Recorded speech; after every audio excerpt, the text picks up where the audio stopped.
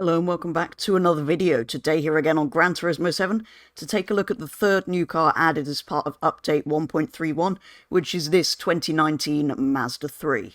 With the others being this Toyota Alphard that we looked at the other day, this Audi RS5 DTM car that we looked at the other day, and two new Porsches which I'm not showing you here because, well, by the time I got to this update, they had already disappeared from the Legendary Cars dealership, where you could obtain them for some large amount of money. This update, as usual, does also come with some extra menu books. Extra menu number 18, the Toyota family car, which includes the new Alphard, the Prius, and the Crown Athlete, and this number 19 Ford GT menu, which is a bit of a random one, and I'm surprised it wasn't already in here, featuring what looks to be the GT40, the 2005-2006 GT, and the 2017 GT. It's available from Brand Central for 37,000 credits, making it by far the cheapest vehicle in Update 1.31, and it's available in a selection of colours,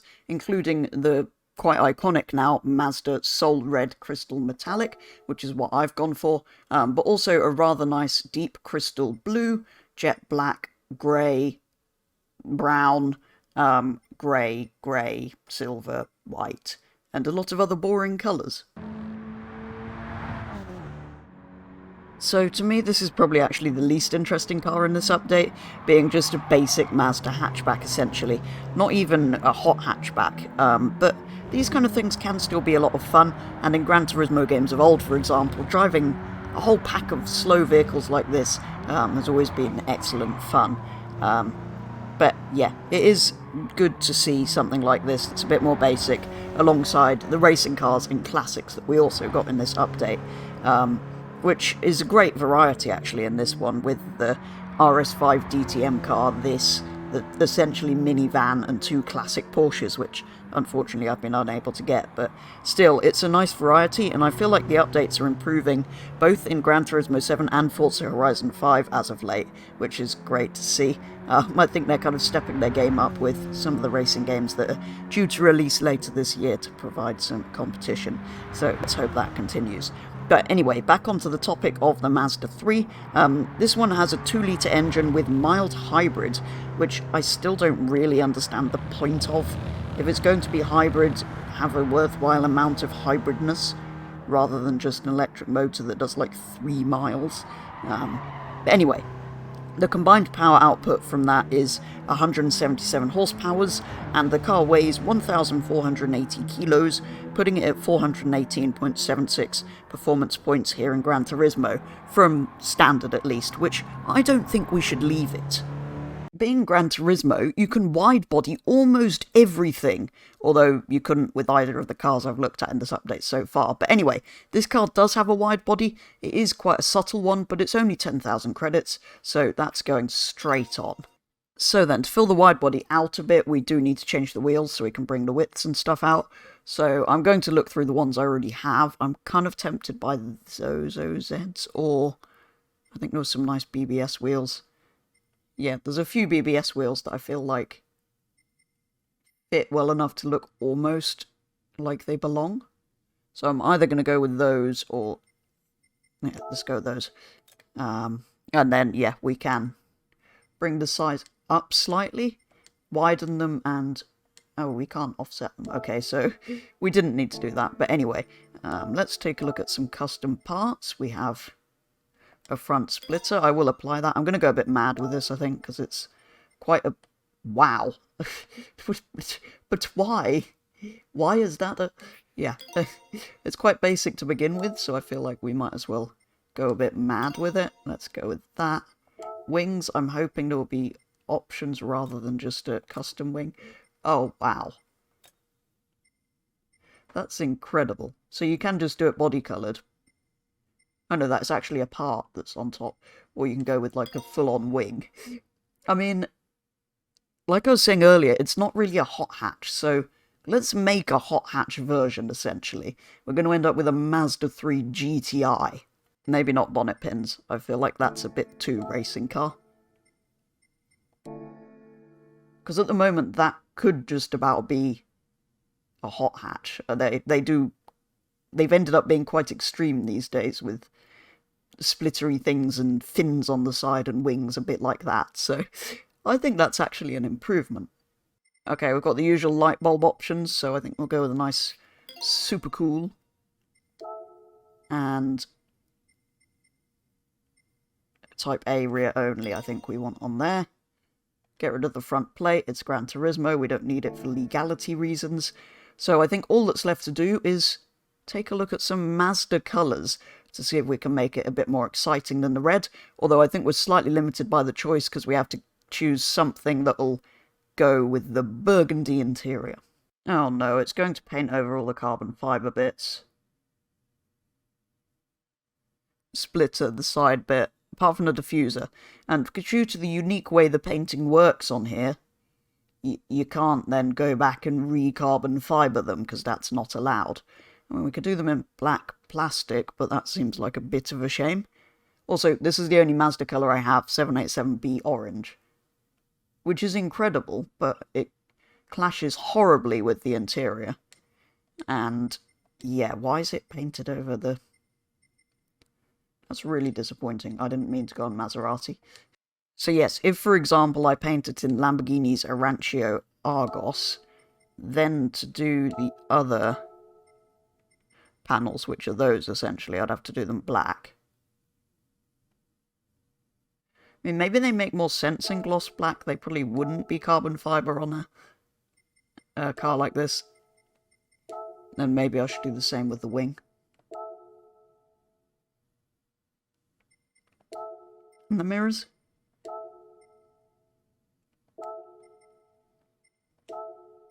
Body 2 is usually just the bonnet, yeah, okay. I quite like that. But, yeah, it still clashes pretty horribly with the interior, but... Overall, I quite like that. I guess that I kind of like the plain black banner. I'm not going to put racing names on it, I don't think. Okay. Okay, so I kind of came into here with the aim of, well, turning it into a sort of slightly high-performing road-going hatchback, but also trying to get it to roughly 550 performance points so that it was eligible for races of that category. So again, I made my mistake of starting with the sports stuff, but then ending up replacing it. For example, I've put sports computer in and then replaced it with fully customizable. So, anyway, I did computer, air filter, silencer, brakes, pads, weight reduction, which I don't often do, and sports tyres. Then I did some of these engine upgrades, sports suspension, sports clutch, and sports brake, as well as some more weight reduction, which again I don't usually do. The two-way limited slip diff, and ballast, so that we can try and bring the performance points back down a bit. I found that was the most accurate way of balancing it, basically. Then, yeah, I replaced the normal computer with the fully customizable, the sports exhaust, or silencer, with the semi-racing one, the racing crankshaft, then suspension, clutch, and a fully customizable limited slip diff, so we replaced that one. But this is kind of the only way you can do it in Gran Turismo, and the shame is you buy each part as you go, so you can't really add to basket and figure out what you're doing. But anyway, I've again done weight reduction, so it's now quite light, 1,154 kilos.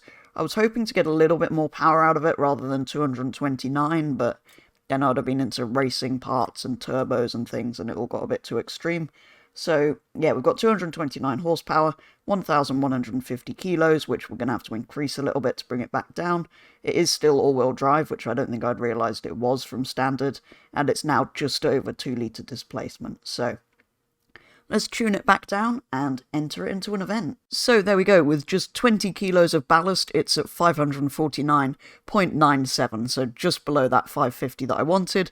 Still puts out 229 horsepower, but weight is now up to 1,174. Okay, so there's a few that are just 550 performance point races that I appear to have already done. For example, there's one around Autopolis, but there's also the Clubman Cup ones, which are rated at 550 performance points, so we're going to return to Tsukuba for a 5-lap race.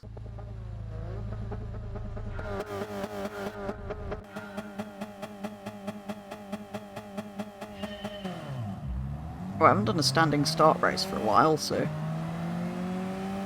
that's kind of interesting. Come on, Mazda 3 GTI. Oh, I'm being pushed. Oh no, it understeers more than the moon. Oh wow, the RX-7 sounds incredible.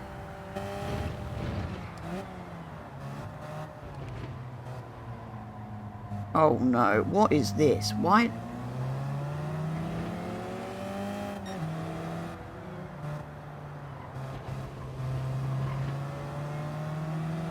It should be lighter. And grippier and more powerful. It just seems to understeer.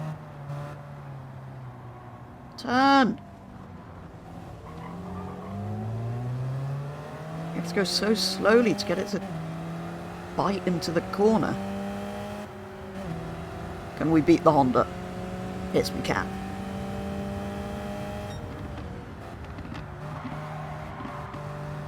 No, we can't. Yes, we can.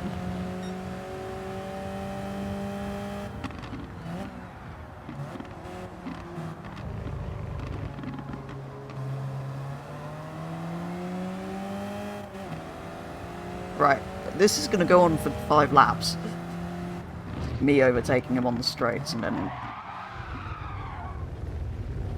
That was a bit of a late move to the inside from me, to be fair, but...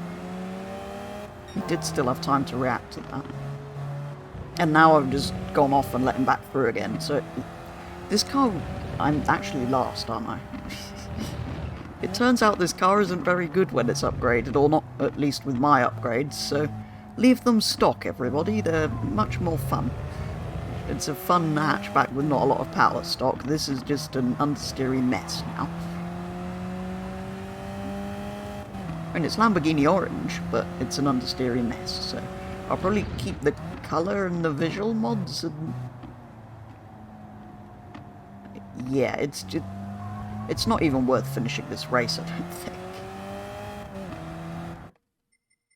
So, yeah, that was a bit of a disaster, and I think on that note we should probably wrap the video up. So, yeah, from standard it's a fun car to have. It's quite a basic and uninteresting car, but that's kind of the fun of this game, right? You get cars like this, things like the Alphard minivan, but also DTM cars and classic Porsches, which, like I say, I've been unable to get so far. So hopefully I will get hold of those. But yeah, overall it's been a great update. Lots of variety in there. This car, like I say, was pretty fun to drive stock. I've kind of ruined it with the upgrades that I've put on it. I've made it look slightly more sporty. I kind of like how it's turned out visually, although the orange clashes with the red interior horribly. But yeah, to drive, this thing's now pretty awful. So I'm going to try and put it back to stock as much as I can, or maybe I just need to buy a stock one, because it's quite fun stock. So do go and get this car if you haven't already. It's pretty cheap, pretty fun, but don't modify it. It was better how it was, basically.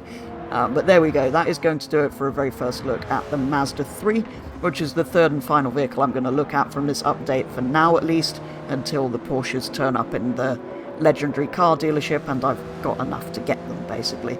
So yeah, for now that is going to be all. Do let me know what you think of this car and what you think of this update as a whole. But for now, thank you very much for watching, and I'll be back with the next video very soon.